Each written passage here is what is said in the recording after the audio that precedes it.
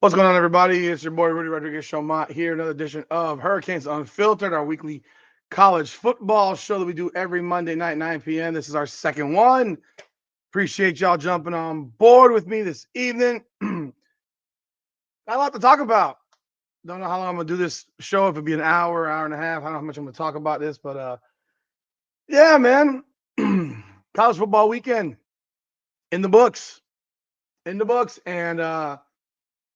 a lot of stuff popped off. Obviously, the Miami Hurricanes 28-22 winners over the Florida State Seminoles. I did my initial recap of the game, and you may have seen it by now. If you haven't, please do take a look. I didn't do one the night of the game because I thought I might go off the rails, and I'm trying to avoid doing that when it comes to the Miami Hurricanes, as I am credentialed, so I can't go completely crazy. So I had to refrain myself that night because for as great as I felt for 3 quarters, that fourth quarter was an absolute abomination. That was an absolute abomination. And it didn't paint the Canes in a great light. I mean, Miami dominated for 3 quarters. And in the fourth quarter, I can't blame players, man. I can't blame players. This is coaching 101. This is from the top. This isn't players deciding they don't want to be aggressive. This isn't players deciding they don't want to throw the ball.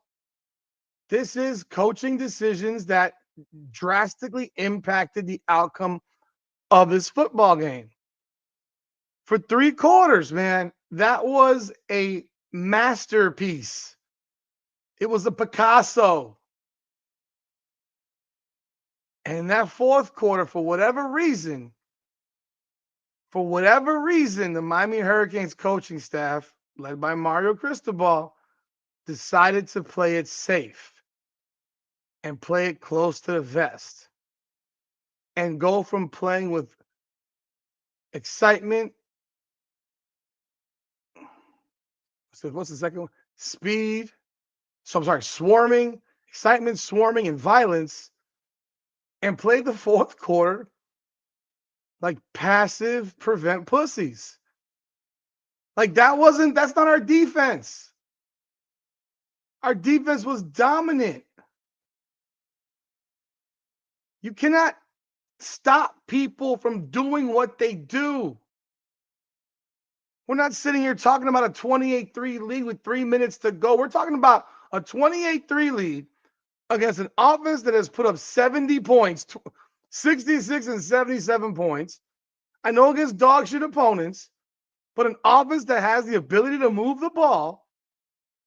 And the only way they can move the ball is if you allow them to. They couldn't move the ball for 3 quarters. The Seminoles had 220 yards of offense through 3 quarters, and 75 of them came on the first drive of the game. They couldn't do shit for 7 or 8 straight possessions.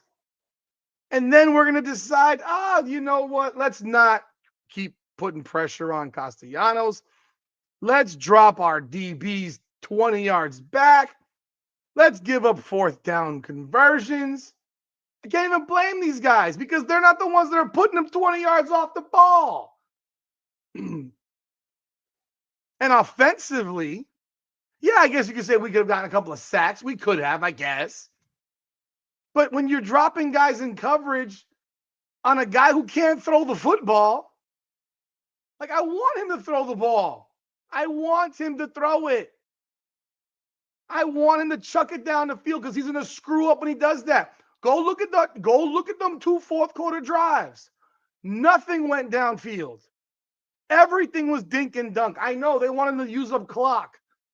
A 19-play, 96-yard drive. That drive took a half an hour. I want them to take the chance down the field. That's when I know he'll screw up. That's when you know Castellanos will fuck it up. And we didn't make him do that in the fourth quarter. We decided we're going to back him all off. We're going to give him everything underneath. And he took it. He took it. It's mad frustrating watching a dominating performance turned into a game that you damn near lost. I mean, you can sit here and mess around. 3 onside kicks. If they get one of those kicks, we might be looking at a different situation right now. And it will be all on the coaching. You can't go from playing with a reckless abandon and not reckless, but an abandon, a violence of swarming mentality, and then ask these guys who swarm to not swarm. It's frustrating. They should have won that game by 40. Those first 3 quarters were clinical. Do you think, FSU didn't do anything in the fourth quarter that we didn't allow to happen? We allowed it to happen. 3 fourth down conversions, 3 third and long conversions. You're letting them dink and dunk all the way down the field. You can't do that, man. And then the offense, you turn it off. Just turned it off. To get the ball to 40 2 times in the fourth quarter and not score is criminal. The first one, when they made it 28-11 and you get the ball to 40, it was the duty of that damn offense to fucking put that ball in the end zone and put the game away. Go down the field, attack, throw it to the end zone, and finish the damn game. That's what needed to happen. Instead, let's run the ball into the linemen's backs. Look, man, I said this on my video. We got 3 running backs. We got Mark Fletcher, Marty Brown, and Jordan Lyle. Mark Fletcher and Marty Brown are very similar type backs. They're big, they're strong, and they pump their legs. They're not big play guys unless they break out into open space. They don't have that next level gear speed-wise. Jordan Lyle has that speed gear. You do not run plays for Jordan Lyle to run in between tackles when the reality was FSU was jamming the box the entire game. They refused to allow Miami to run the ball, and they did a damn good job of it. So the way you counteract that is leak out passes, short passes. You don't run the ball into the backs of the fucking line. Or if you're going to run it, give Jordan Lyle a pitch. Give him a pitch. So he goes to the outside. He's a speed back. And every time they put Jordan Lyle in the game on Saturday, the offense stopped because they ran the same shit with him that they would run with Fletcher and Brown. But it didn't matter. Even with Fletcher and Brown, they couldn't run the ball either. So why are you running the fucking football? To burn clock? That's a passive way to play football. Finish the job. You can't turn the offense off and then realize, oh shit, it's 28-19. We need to turn it back on. Well, that's not how people's minds work. That's the psychology of the game. Why turn it off, bro? You're playing a rival. Finish them. There's no logical reason as to why that fourth quarter happened. No reason whatsoever. You couldn't explain it to me if you tried. And then on fourth down, to not kick the field goal that would have made it 31-19. Again, why are you not kicking a field goal? It's a 40-yard kick. What's the worst that happens? They block it and return it for a touchdown. And guess what they have to do then? Guess what? They got to kick an onside kick. And if Miami recovers it, they put their knee down, the game is over. That's it. Kick the damn field goal, get a 2-touchdown lead where they need 2 touchdowns to beat you. You're going to make the kick. What, you don't believe in your kicker now? You don't believe in the kicker who's hit big kicks already for you this year? Why? And the play you run on fourth down instead? Horrible. Horrible. You know what play you run if you're going to go for it right there? You throw the ball into the end zone. You throw it to the end zone because they're not looking for you to go to the end zone. They're not looking for you to go for the big chunk. That crap made no sense to me. That fourth quarter, and you knew that FSU was going to kick a field goal if they got close. Mike Norvell did everything right in that last quarter in terms of, we got to a certain yard line, kick the field goal. That's the only chance they got, and they kicked the onside kick coverage. Nerve-wracking. You don't have to field the ball if it doesn't go 10 yards. I don't understand why you got guys trying to field the ball at 7, 8 yards. They almost lost one of those kicks, the second one. The Saints jumped on the third one at 8 yards. Again, you don't actually have to field it. If it doesn't go 10 yards, it's your ball. There were a lot of things that, I tell you what, that's what tells you that Miami's really fucking good. That's what tells you that Miami's really goddamn good, because the amount of mistakes this team made on Saturday night, from the ridiculous penalties, 13 penalties, 114 yards. That is just in itself was a problem, the amount of penalties they committed. And to have you just turn your offense and defenses off in the fourth quarter is crazy. But they got the win, 28-22. I think this is what shows you when a mentality is changing. When it comes to the mentality of the players, Jacoby Thomas, go look at what he had to say after the game. In fact, I'll share it with you right now. Let me share with you what Jacoby Thomas had to say. Because Jacoby Thomas, it was wide open, Beast. I agree with you. It was wide open. But nobody blocked the end. I think they could have run 1,000 different plays. I would have kicked the field goal. I don't understand why they kicked the field goal. I don't get it. I don't get why they didn't kick the field goal. To go for it, I mean, yeah, he was open, but nobody blocked the end. Nobody blocked the end. Like, nobody, not even a chip. Offensive line did a good job, bro, but they didn't pave out running holes in this game. They couldn't run the ball. I'm flabbergasted. Flabbergasted that they couldn't run the ball. It was shocking to me. Welcome aboard, GTB Good, B Savage, Duke, Hosehead, Lester. Appreciate y'all jumping on board. Let me see right here. You know, I'm not being hypercritical, because if you had got me on Saturday night, I would have gone crazy. Because I wanted to whoop FSU's ass. You know, and the way Miami played those first three, it was so impressive. Let me see here, right here. Let me see what he had. Listen to what Jacoby Thomas had to say about this game. Take a listen right here.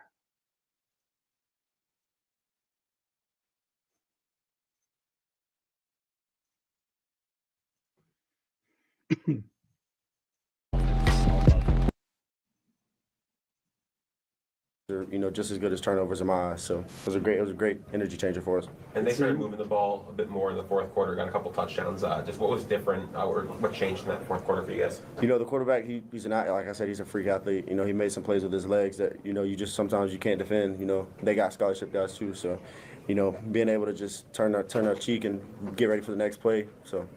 It seemed that there were times where, as part of the scheme, you guys were purposely leaving certain guys open out on the perimeter and stuff. Was that part of the game plan to kind of deal with the running? No, it's never a game plan to leave guys open. Like I said, we got to go back to the drawing board. We had some mistakes tonight. It's never a plan to leave anybody open. You know, it's just the quarterback's he's a great player, so he's a scary guy when he gets moving. Can you just take us through your interception? Came at a crucial part in that game. It kind of just helped you guys continue on with the run you were on. Yeah, so no, we practiced it all week. It's just a call. You know, we know that they like the, you know, big hit plays. So as soon as I seen him big hit, you know, Zach Poyser told me to shove it, and I pushed over, and the ball was in the air, and I played a little bit of baseball when I was in middle school. So.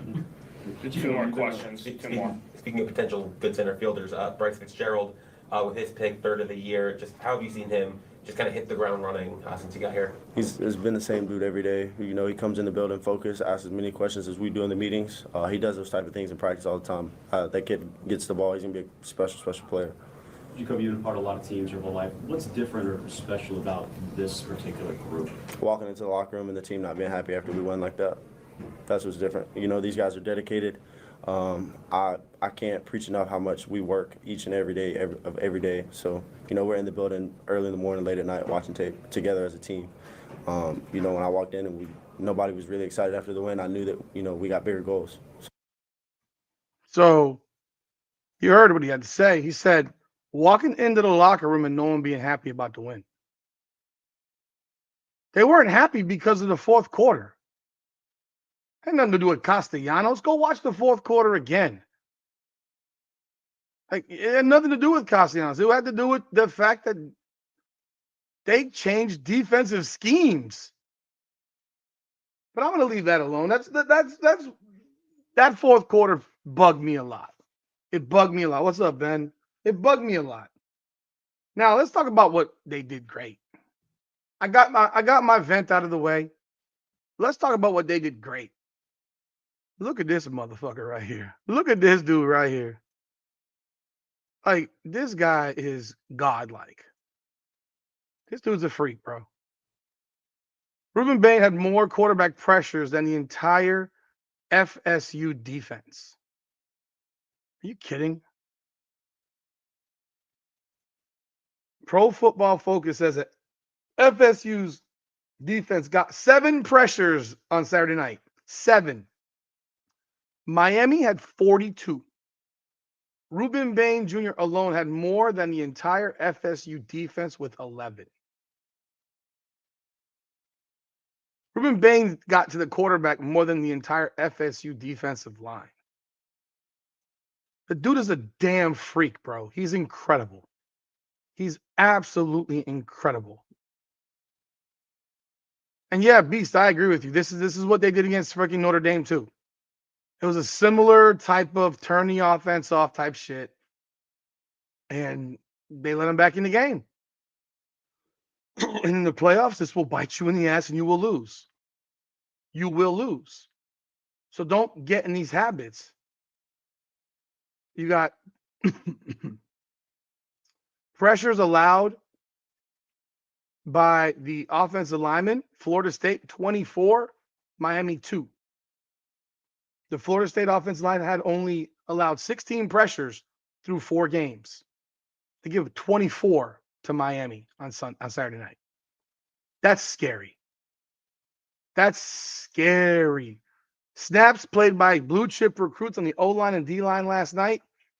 Miami 319, FSU 47.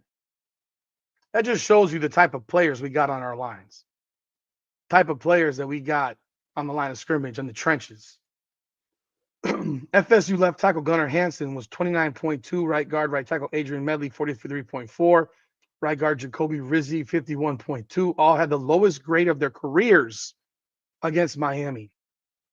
They played a combined 103 games.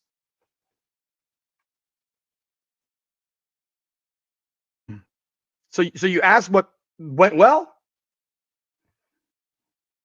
The defensive line is a mofo. Recruiting matters. And it absolutely matters. 1,000% matters. Defensive line was dominant. The DBs were fantastic.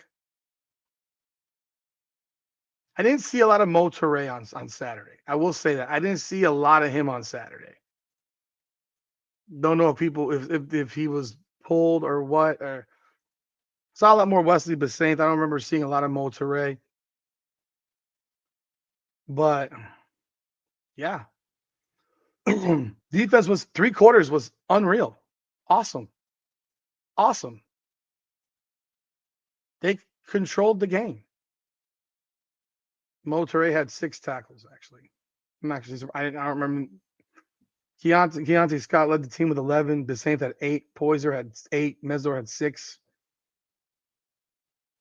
Tell you, I only had 2 sacks. I thought they had more than that. It felt like they had more than that. Yeah, the penalties have to stop. I'm gonna tell you right now, I got no problem with that Dylan Dave targeting penalty. I got no problem with that. I got no you lay that lay that motherfucker out. I got no problem with that. I think targeting is the stupidest penalty in football. It's the softest butter penalty on earth. This guy is catching a freaking punt. Fair catch the ball. If you don't want to get hit, fair catch the ball. Yeah, I agree with you, Beast. If you don't want to get hit, fair catch the ball. The guy is running 100 miles an hour. And you know what? I love the hit. I don't care that he got ejected. Obviously, I care that he got ejected. I don't want him to get ejected. But lay his ass out. I'm cool with that play. I'm not happy of a couple of personal fouls they had. I mean, Ruben Bain had one, or whatever. I think he had an offsides as well on a 4th and 10, I think it was, or 3rd and 10. I think it was in the 4th quarter, in fact. They had a penalty called on for roughing or unsportsmanlike conduct. Bissaint is tackling the guy, and David Blake just like basically shoves him over, and that gets a penalty called on Bissaint. There was a lot of dumb penalties. It was not a clean football game for the Hurricanes. But the defensive line, unreal. You already know. I mean, shoot. We saw it. Malachi Tony, holy shit. I mean, this is that's after CJ Daniels scored in the first possession. Let me play this video for you. This is from explosive touchdown pass.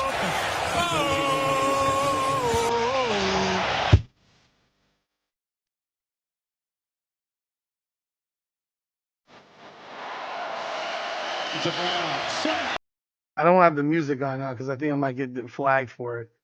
But look at that. Look at that hit. Oh my God. Boof. I got no problem with that hit, man. I knew they were going to call it targeting. Look how these DBs just bit.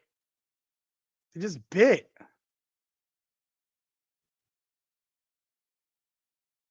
Like, right, this is a penalty. They call this a penalty. This is on Blade, knock the dude over. Well, no, I mean, but that's a bad penalty. This is a great play right here. I mean, look at this play by Malachi Tony. Crazy. Just crazy. This kid's incredible. This kid's incredible. Look at this boy about to cry.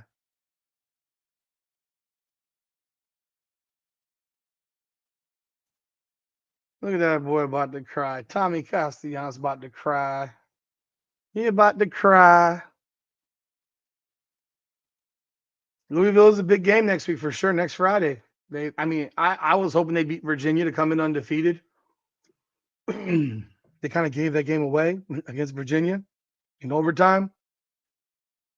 But it's still a big game. Miami has to beat the brakes off Louisville. They get a bye week, so it doesn't come till next Friday night, 7 p.m., 17th.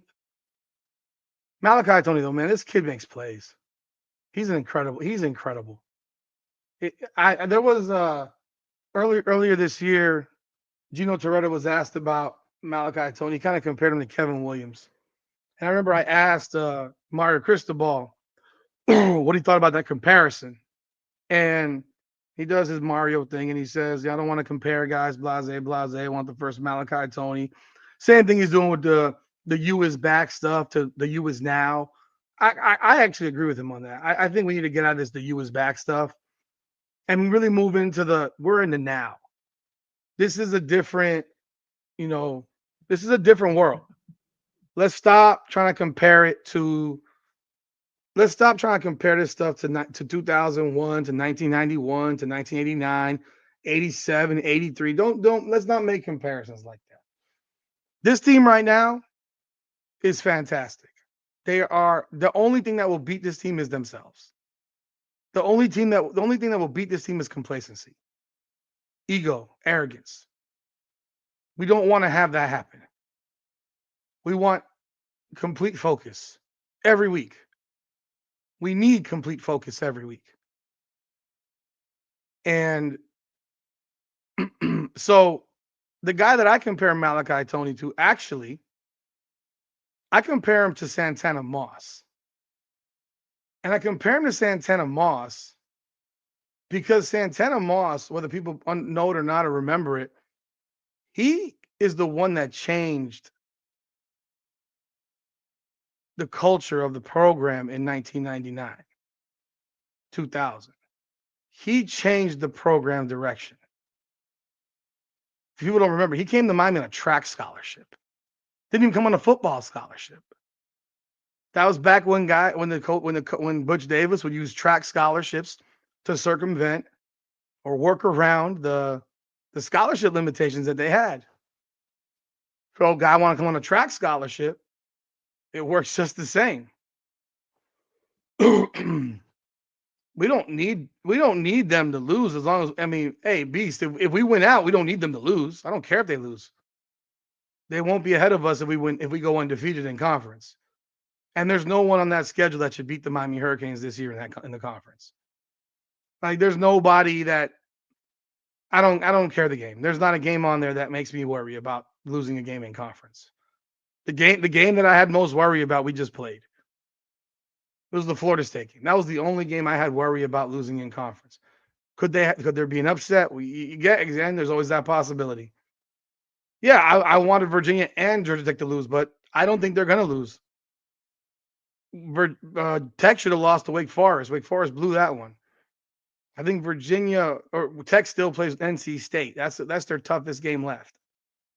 Virginia's toughest game left is at Cal, and Cal just got the doors beat off of them by Duke. So how good is Duke? How good is Cal? But he reminds me of Santana Moss so much because of it's a cultural thing. Just listening to what this kid had to say in the press conference. Again, I don't know. Let me play that for y'all as well. Yeah, the refs blew the Wake Forest game. Wake Forest blew the Wake Forest game. Like the refs, there was an offsides. The game should have been over. But the refs, they blew the game themselves. They blew it.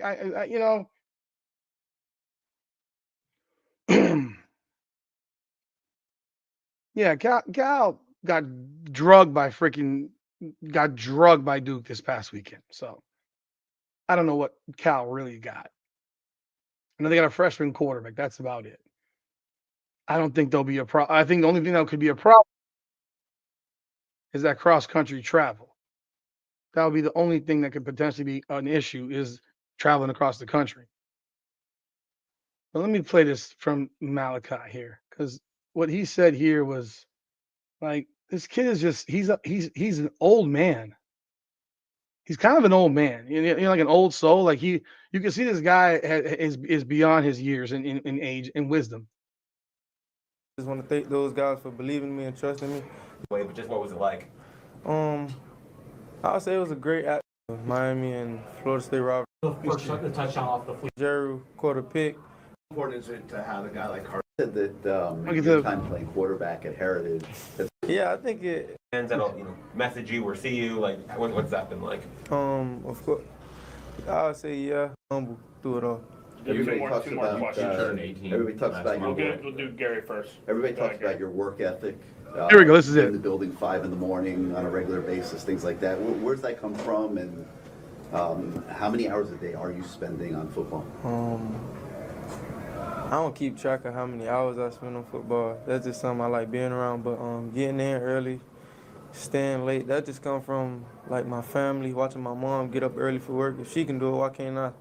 Watching my uncles work a job and actually get up early, staying there late in the hot sun. My mom work at the post office and my uncle work for UPS. So if they could do it, why can't I? I mean, listen to that kid. This guy's 18 years old, man. He takes this stuff so seriously. My mom works. My mom wakes up early. My uncle wakes up early. Why can't I wake up early to go play football? Why can I not wake up to play football? I mean, that's what we're doing, right? We're playing football. It's a game. It's a game. And his attitude and the way he presents himself rubs off on guys. it rubs off on your teammates. His teammates have incredible respect for him. Incredible respect for him. By the way, I think even if Miami lost a conference game and did not even get to the ACC championship, I do believe Miami makes the playoffs regardless. At 11-1, with wins over Notre Dame, Florida, Florida State, and South Florida, I still think they make the playoffs. I mean, that's my opinion. But who the hell knows? I don't want to have to find that out. So just go undefeated. But this kid's incredible, man. He's absolutely amazing. He's so quick. He understands football. You can see he's a student of football, and he's a culture changer. He's a freshman. He'll be here for 3 years, at least. I hope 4, but at least 3. You got him. You got Bryce Fitzgerald. Makes another big interception. He's got 3 picks in 5 games. 5 games, freshman. Big play. I talked about the big play, the defensive big plays. Couple of picks, 1 big pick return for like 50 yards. I heard people say, oh, it's like a punt. Shit wasn't a punt. That shit wasn't a punt. It wasn't a punt at all. FSU should have punted the ball from the 40 on 4th and 8. They should have punted the ball and tried to pin Miami back at the 10-yard line. Thomas Castellanos does Thomas Castellanos things.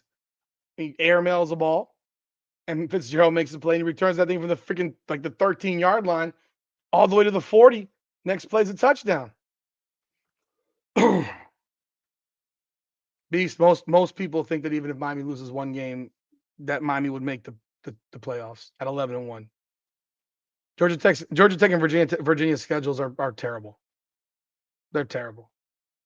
And Virginia does have a loss. They still lost to NC State. Just saying. Just because it doesn't count against the ACC, they still lost. I'm not worried about them, though. Miami has to worry about Miami. Miami has to worry about Miami. Miami has to win. Miami wins, they're fine. They will not be an underdog in any game the rest of this season. I would be surprised if they're less than a 2-touchdown favorite in any game the rest of this season. The only people that will beat this team are these guys on them. Is this team itself? There's no one as talented as they are. There's no one as beautifully built on the front lines, offensive and defensive lines, as they are. They're awesome. I mean, I'm serious. They're awesome, and that's why that 4th quarter pissed me off so much. But Malachi Tony is a special kid.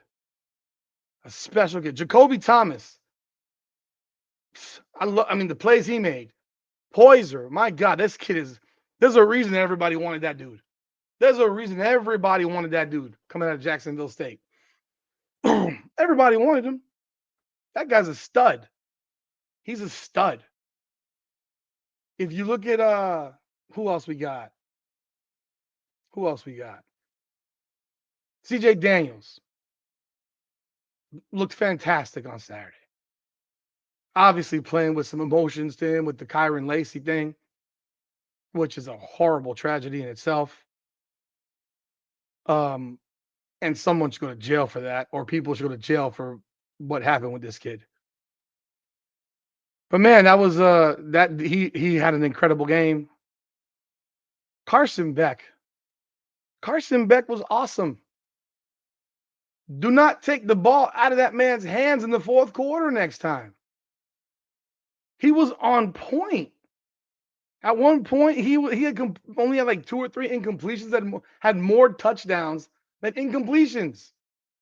Man had 4 touchdown passes, 20 for 27, 240 or whatever it was. Probably would have busted 300 if he kept throwing the ball.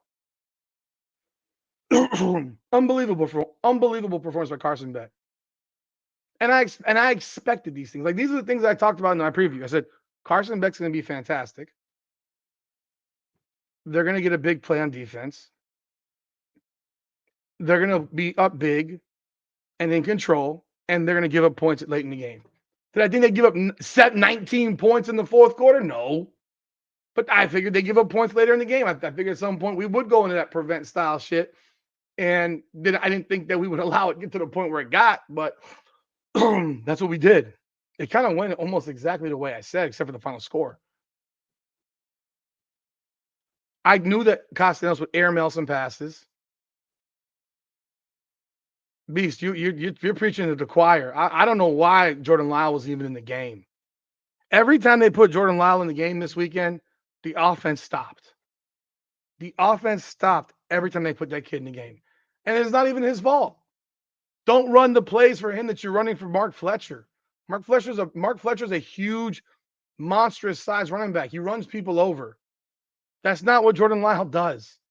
Not to mention he ain't played in a month. Made no sense. Made no sense. Again, and I would have been throwing the football, not to mention that, because if you look at how much clock Miami ran off, they didn't run off that much clock. They would have run more clock off if they actually had a drive. They would have run more clock off if they actually moved the ball, not just hand the ball off and hope to do something.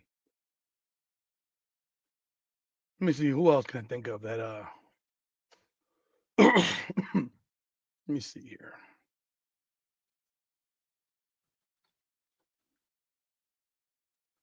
If you have any questions, I'm happy to answer them, or answer them however I can. But yeah, that performance, I mean, you look at the player, I mean, Ruben Bain's a monster, Mesidor's a monster. Poyser, Fitzgerald, they all played great. The what was it? The CJ Daniels, Malachi Tony. Hey, Alex Bauman came up with 3 catches. That was exciting for me because that guy hadn't caught the ball yet. Every time the ball went to him this year, it seemed like there was a problem. So that was nice to see. That was very nice to see. Tell you, the people around the country, they believe in Miami. You think Miami's O-line got dominated? Nah, man, that's actually factually incorrect. They didn't get dominated. FSU's D-line got no pressure. What are you talking about? I just went over did you hear the stat? They got 7 pressures the entire game. Miami got, and that was 7 total pressures. The defensive line for FSU got 2 pressures the entire game. The D-line, 2 pressures. Like, no, that's not accurate. What they did was they stuffed the box so that Miami couldn't run the ball. They didn't dominate Miami's offensive line. They jammed the box with 8 guys. They were forcing Miami to throw the ball down the field. They were forcing Carson Beck to win the game. And he did, as I thought he would. I expected him to. He's that good. So no, I don't think that I think that's inaccurate. Statistically, it's inaccurate. So Ruben Bain had more pressures than the entire FSU defensive line. Ruben Bain by himself. They didn't get pressure on Beck most of the game. They got pressure that last play because there was a blitzer. They blitzed. Whoever came in, it was an unblocked blitzer. Nah. Do I think they could do other things with the running attack? Yeah. When you put Jordan Lyle in the game, give him the ball on the outside. Don't give him the ball inside the tackles. Don't give him the ball in between the tackles. It makes no sense. Makes no sense at all to give him the ball in between the tackles. The polls came out. Miami's ranked 2nd now. A lot of voters have switched their votes. They got 21 first-place votes, but yet the coaches don't believe in Miami. They still have Miami at 3rd. No sense at all. Illogical. It makes no sense to me. No sense at all. Over the next week and a half, Miami has to clean up a few things. They got to clean up the penalties. The penalties cannot happen. That was the first game where they had penalties, like real penalties. And those penalties were costly. They caused some problems. They got to clean up the penalties. They cannot commit penalties like that. They got to avoid those unnecessary penalties. I don't remember them having too many pre-snap penalties. I don't remember that happening too often. But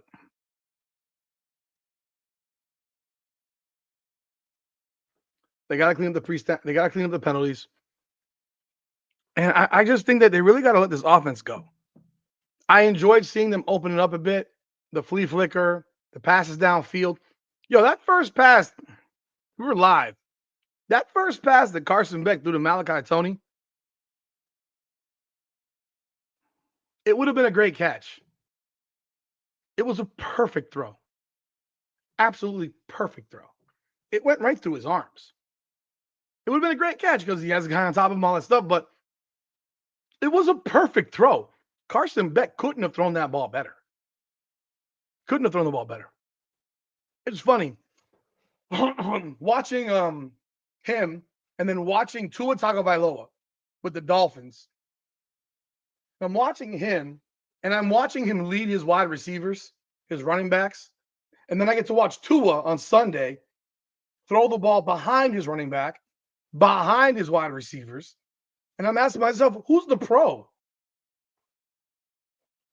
Who's the pro? Because Tua damn sure doesn't look like one. Every time he throws a swing pass, the player has to jump up or twist backwards and whatever. When Carson Beck throws that ball, it's on the numbers and the dude can keep running. Period. I'd like to see better punts from Dylan Joyce. I'm waiting to see him actually boom the ball to switch to flip field. A lot of his punts are not that great. He had a real shitty one that went for like 30 yards in this game. I want to see him boom the hell. I want to see him boom at 60 yards.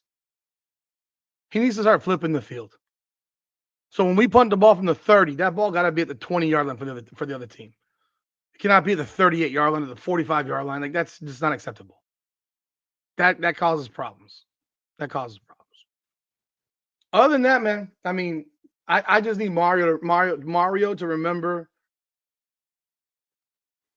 I can't imagine Mario went to sleep happy on Saturday night. I can't imagine he went to sleep happy. Not with how the game finished. If the game had gone on the way it was going through the first three and finished the fourth like the first three, yeah, he'd have felt real good. But I can't imagine he felt that great at the end. I can't imagine it. I don't believe it. He can give out the public feelings or whatever, but I don't believe that he could have possibly felt that good. Because you want to be perfect, but you also have to self-reflect and look at yourself in the mirror and say, yeah, I probably shouldn't have done that.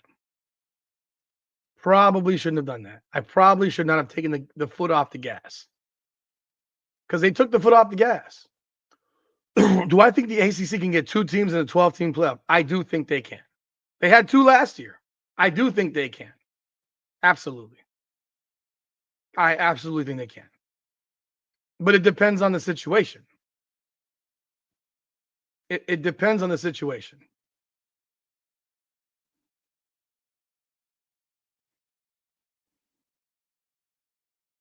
I don't know that Mike Norvell controls the bag for Gus Malzahn, to be honest. I don't know that he controls that. Mind you, I didn't think that FSU did anything special offensively. So, I mean, did anyone think that FSU did anything special on offense for 3 quarters? They didn't do shit. And the 4th quarter, I don't think that had anything to do with Gus Malzahn. He emptied the playbook in the freaking first drive. Gus Malzahn emptied their playbook in the first drive. He ran multiple freaking trick type plays. They ran so many reverse, double reverse, end arounds, flip backs, blah, blah, blah. They did so many different weird, hokey things. Like, you got to do all of that to win. Forget the win, to be in the game. And they weren't even in the game. It was 28-3. 4th quarter was, that to me was on Miami. I don't think Gus Malzahn did anything special. I think Tommy Castellanos is trash as a quarterback. I genuinely think that he's trash I think he's trash as a quarterback. I think he's a great runner. But as a quarterback, he can't throw. 25 of 45? That's horrible. That's horrible. That's 55.5% completions. That's what he was at Boston College. He can't throw. Like for real, he cannot throw the football. I was not impressed by anything Gus Malzahn did yesterday on Saturday. Nothing. None of it impressed me. So, whatever they do, they do. Whatever they do, they do. Now, yeah, I don't know what. Welcome aboard, Geo Kane. I don't know what the hell we could say that Gus Malzahn. I thought Miami completely dominated the game. I mean, he didn't do anything. He didn't do anything. For 3 quarters, that game was easy. The game was easy. It looked easy. And I only think it changed because of adjustments and how they approached it. They played prevent and they played to not give up the big play. Like, you can still play 2 high safeties and shit like that and still be aggressive.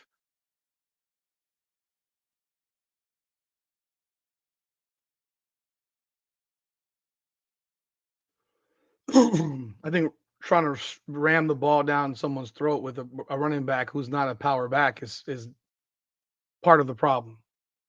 You're trying to ram the ball down someone's throat. You need to throw the football. Miami threw the ball on Saturday. Miami threw the ball and then decided they're not going to throw the ball at all because they're trying to run out clock, which I don't like. You could have just scored a touchdown. Made it 35. You make it 35-11 after they make it 28-11. Game is over with. Game is over with. It's a done deal. Castellanos, yeah. I mean, then he says, "Oh, they never stopped us. We stopped ourselves with penalties. I mean, turnovers, huh? What are you talking about, bro? You had 3 turnovers plus 4 other possessions where you didn't move the ball. What are you talking about? And turnovers get forced. They don't just happen. You didn't throw the ball off because you wanted to. You did it because of the pressure of the moment. Multiple times. Homeboy fumbles the ball run as a running back because of the pressure of the moment. He gets ripped. He's not protecting the ball. That's on him. That's on him. So we're back next Friday night. Let's chop it up. Let's talk about what's going on, what happened this weekend. I mean, we looked at Alabama gets the win over Vanderbilt. That game was 14-14 at halftime. Alabama took over in the second half. Vanderbilt kind of gave the game away early. They had a chance to go up 2 scores. I think it was in the first quarter, and Diego Pavia fumbles the ball at the 7, I think it was. Ruins an opportunity for at least a 10-0 lead. That was massive. That was huge. I'm still not wholly impressed with Alabama. I'm not. To watch those guys celebrate beating Vanderbilt is kind of funny. It's kind of funny to me. Like, you beat Vanderbilt on your home field. You're jumping up and down. They covered the spread in the last 30 seconds of the game. They could have easily put their knee down, but they wanted to score again, clearly. You know. But they covered the spread. But I wasn't impressed with Alabama again. Wasn't impressed. They're a good team. They're not a great team. Texas and Florida. I picked Florida to win.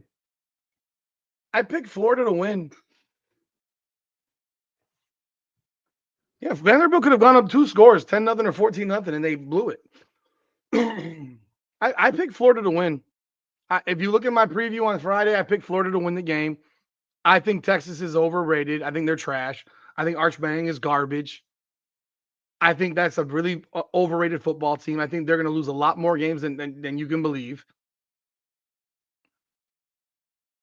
I know Vanderbilt was undefeated. I'm not saying Vanderbilt's not good. I know they're good. They're a good team. It's just interesting to see how up until last year, Alabama hadn't given up like more than 10 total points to Vanderbilt over like 25 years. Something ridiculous like that. And now they're having a celebration for beating Vanderbilt. I saw an Alabama fan going after Diego Pavia, and some idiot yells, "You're talking to kids." Man, Diego Pavia is 24 years old, bro. Calm that noise. He's 24. He is not a kid. He's 24, and he's probably making millions of dollars to play quarterback. I don't care what fans say to that. I don't care what fans say to that man. If he wants to talk trash before a game, he better be prepared to back it up and be prepared to have people talk shit to his face when he's walking off the field. I do not care. You don't get to have it both ways. You don't get to have it both ways. I think Arch Manning stinks. And Florida did exactly what I expected. If you actually watch my video, I said DJ Lagway would have a big game, probably throw for close to 300 yards. He did just that. It's funny. Every game, DJ Lagway pretty much played well. Outside of the interceptions, he played well in those first was it 4 games or 5 games? He went for 120 versus Long Island, 15 of 18. Obviously, he didn't play very much. He went for 222 against South Florida, 23 of 33. He went for 287 against LSU, 33 of 49. And against Miami, he was 12 of 23 for 61 yards. Against Texas, he goes 21 of 28 for 298. 298. The boy had a good game, man. He had a hell of a game. That dude had a game, bro. He had a big time game. And I think it's a matter of just letting the kid play quarterback. Now, do I think that Miami is the reason that he didn't play well against Miami? Yeah, I think he was. I think there was fear, there were nerves, the concern of throwing the pick, because he would have done it. He would have thrown picks. And against Texas, they're like, man, we gotta let it go. We gotta let it go. You know, you gotta let him go. You gotta let it go. They threw the ball down the field. He played a great game, and they dominated Texas basically from beginning to end. They ran the ball. They did. They did everything right. Seriously, against Texas, and I expected them to win because every time Billy Napier's job is in jeopardy, the Gators find a way to win. Florida's defense is legit. Absolutely legit. Absolutely legit. Jaden Ball rushes for 107 yards. I mean, they played a hell of a game, and then they went back to absolutely dominating time of possession, 34 minutes to 26 minutes.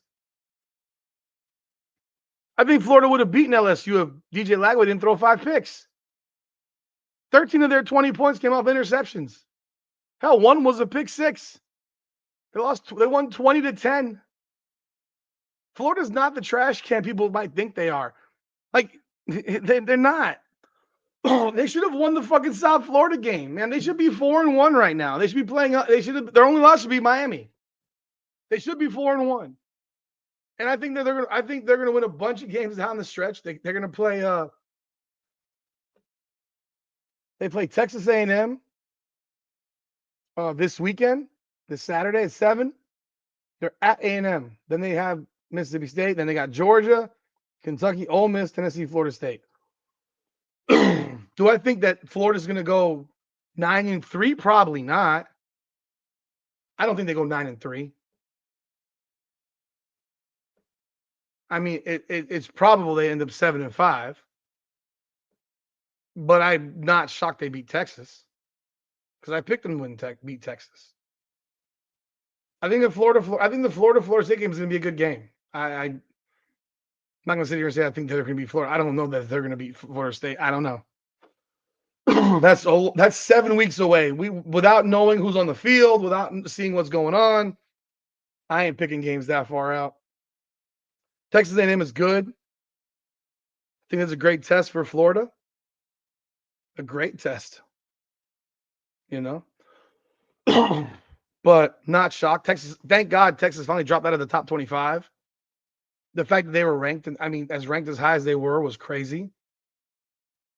But finally, they got dropped out of the top 25, along with Penn State, who got dropped out of the top 25, losing to an 0-4 UCLA. I don't think people realize how bad UCLA was. Like, UCLA is terrible. Terrible. Like, ridiculously terrible. Horrendously terrible. They're a really awful football team. And against Penn State, they did everything right. And Nico Iamavila played really well. I watched a good portion of that game, actually. He played really well. And I don't think Penn State's any good. Penn State's going to be is a pretender and everything. James Franklin, they can't even fire the guy. He has some big contract. I think they owe him like $50 million in a buyout potentially. He's not going anywhere. He's not going anywhere. Kind of makes Oregon's win not look that great over Penn State. But Oregon has a big one this weekend. There's a lot of big games this weekend. I think Miami-Ohio State will be a great game. I think Miami beats Ohio State. I think Miami's the most complete football team in America. And most pundits believe that too. Most pundits who watch more college football than I do believe that too. See, those rankings don't mean fuck all to me because they're not done by people who actually watch football. I promise you. There might be a handful of people in that top 25 AP room who watch football. The rest of them watch the team they cover. Oh, Jerry News. Did you hear what they said about Jerry Neuheisel? He didn't know the button to push. There were plays where Nico Amavela called the plays himself because Jerry Neuheisel didn't know which button to push because he forgot to push the button to put the play in. That's actually funny as hell to me. Oregon's good. I think Miami runs I think Miami runs Oregon's ass over. Miami's defense is exceptional, people. Miami's defense is exceptional. They weren't up 28-3 by accident. They were up 28-3 because they did exactly what they are supposed to do. Assignment football. Assignment football. They stuck to their assignments and they dominated and they put pressure because they were still playing real defense. That's what they did. They are incredible defensively. But the voters, most of these voters in the AP don't even watch football. They don't watch the sport. They watch the team they cover, and that's it. That's why Reese Davis, when he watches football. There's a few people that watch football, and you're not going to sit here and tell me that you watch these teams play and don't clearly see that Miami is head and shoulders right now. I'm not saying by the end of the year. It could be different. Right now, Miami has the best resume of any team in the country.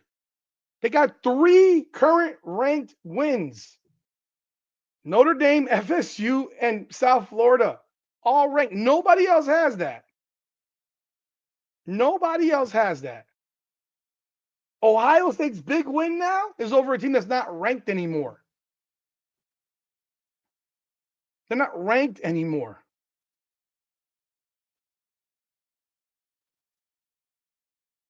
Ohio State, as of right now, has no ranked wins.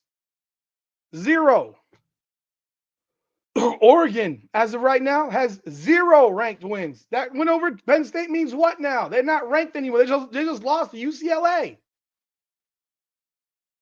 Miami got 3 of them. Miami should be ranked number 1 in the country.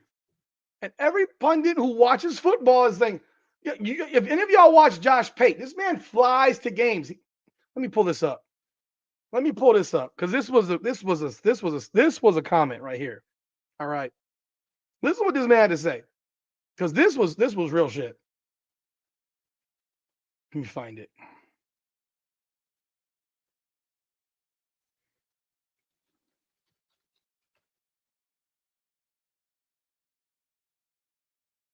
Don't know what's going on with my internet.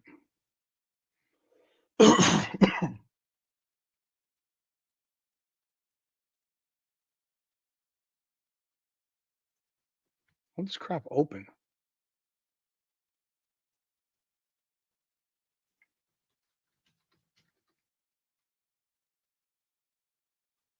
So let me pull this up from Josh Pate.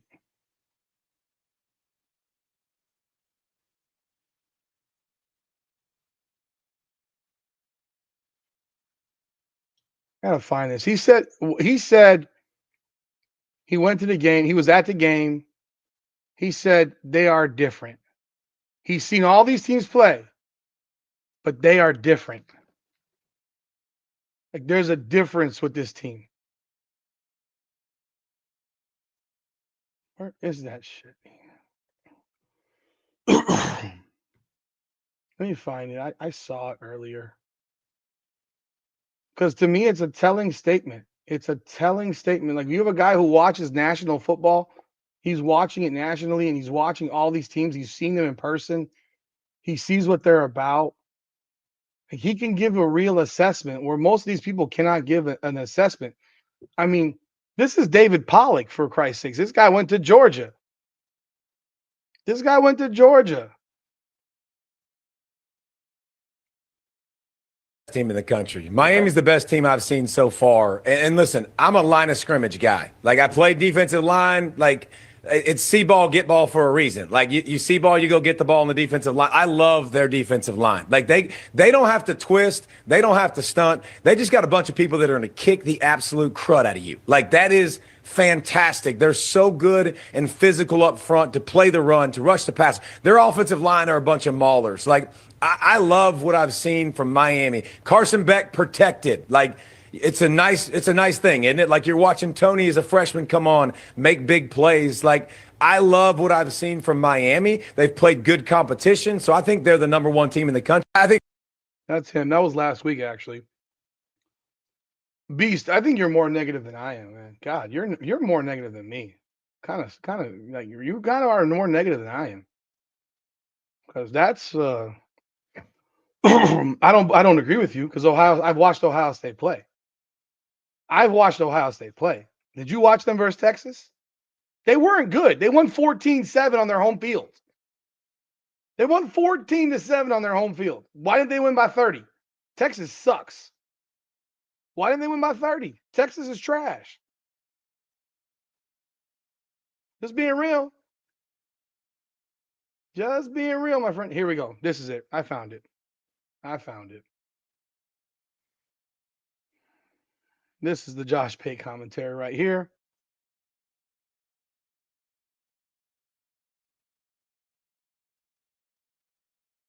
The game itself. Standing field level, because I hadn't seen Miami in person this year in a game.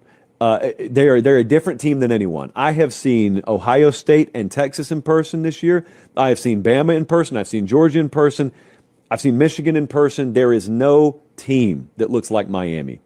There is no team that big and that fast and that physical and that aggressive as Miami. Nowhere. But as for the game itself. So that's Josh Pate, who watches more college football probably than anybody, than any of us, than any voter. And that's what he had to say about Miami. When you see them up in person, yo, this is they're different. He's comparing them to Ohio State. He's comparing them to, I don't know, are you an Ohio State fan there, Beast? Because you're very complimentary of Ohio State, and their wins are 14-7, Texas, 37-9 versus Ohio, 24-6 versus Washington, and 42-3 against Minnesota. I'm not counting Grambling. These aren't earth-shattering. They're not earth-shattering performances. The Washington game was 14-6 in the third quarter.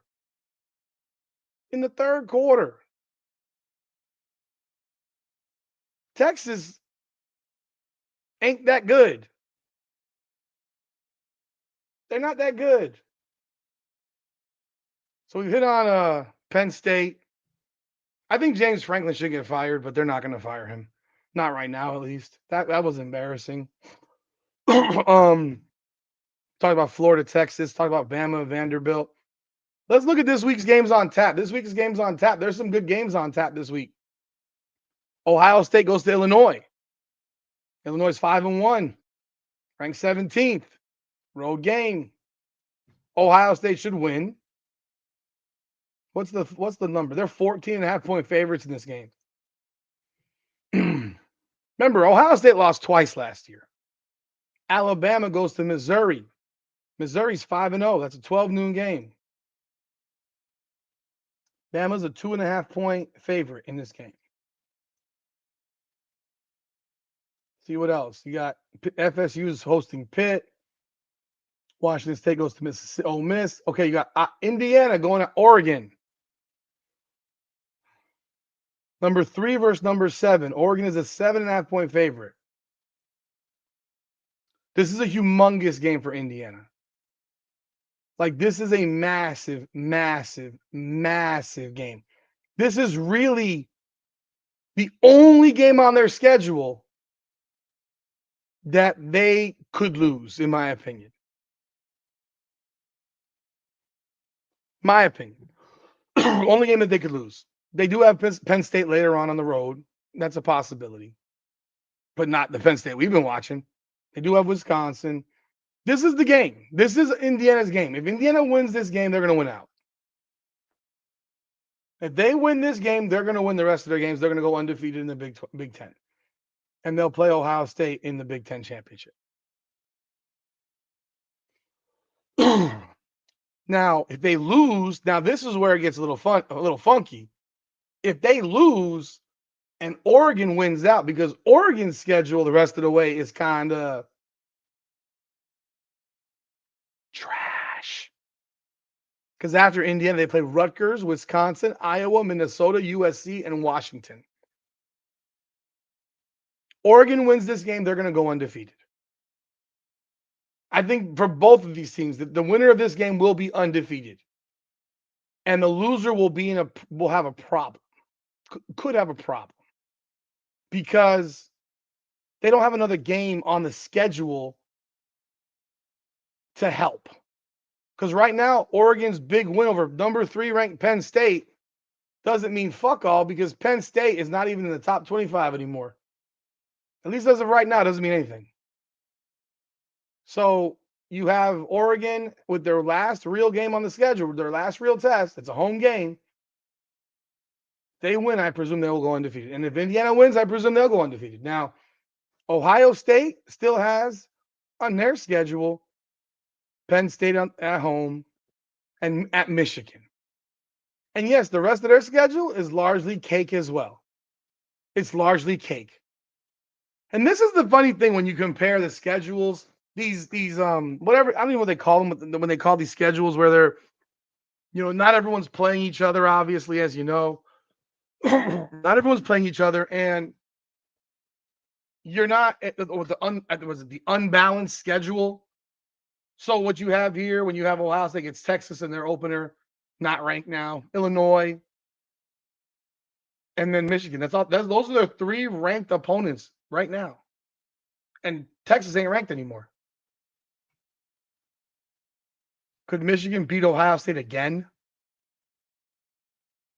I mean, it's a possibility. The game is at Michigan. They did beat them last year in Ohio State. I think this Oregon-Indiana game is massive. It's a big one.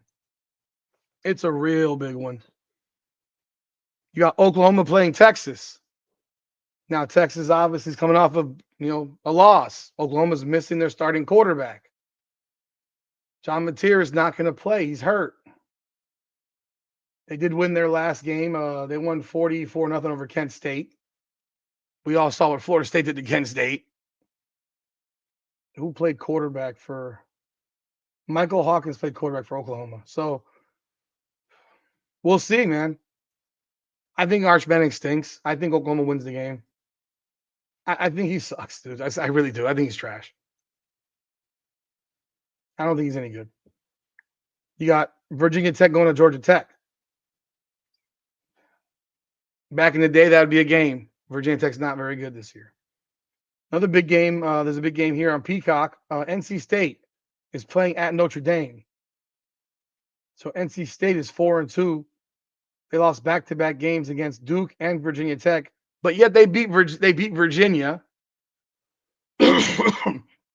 You never know, man, with the ACC with some of these teams. I think Notre Dame beats NC State's ass rather easily. You got Iowa State against Colorado, Arkansas, Tennessee, Florida versus Texas A&M, 7 p.m. game. That's a big one. That's a huge game. It's a huge game for both teams, actually. I mean, I know people want to count the Gators out right now and say they're done, but they only got one conference loss.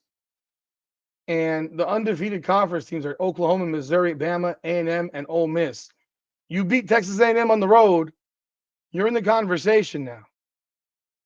You're in the conversation. I am curious to see how DJ Lagway plays that game. I'm curious to see how they approach that game. If they run the ball, if they let this kid throw the ball down the field, etc. Kansas, Texas Tech. Texas Tech is undefeated. They're ranked 9th. Georgia goes to Auburn at 7:30 p.m. You got 7:30 p.m. start Michigan going to USC. Both teams are 4-1. 7:45. You got South Carolina versus LSU. Will his homeboy playing? What the hell is it? The quarterback? Lenora Sells. Is he playing? Is he back in the mix? Because they beat Kentucky.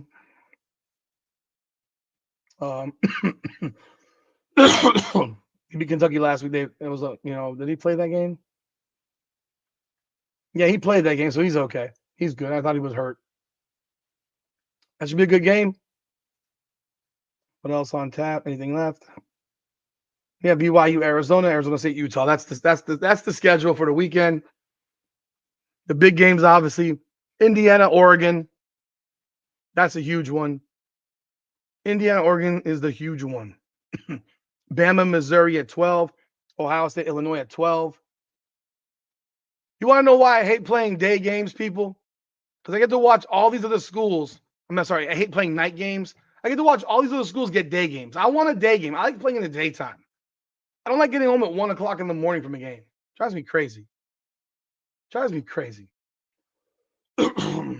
Yeah, a lot of big games this weekend. A lot of good games on tap, and definitely a lot to check out. So make sure you do. That's going to wrap it up tonight for Hurricanes Unfiltered. This is our episode 2. Appreciate y'all jumping on board. We will have content throughout the week. And appreciate y'all riding with me. Hit that like button before you go. If you haven't subscribed to the channel yet, please do subscribe to the channel. Once again, thank you, Duke, Beast, Smell W. Let's see who else was in here.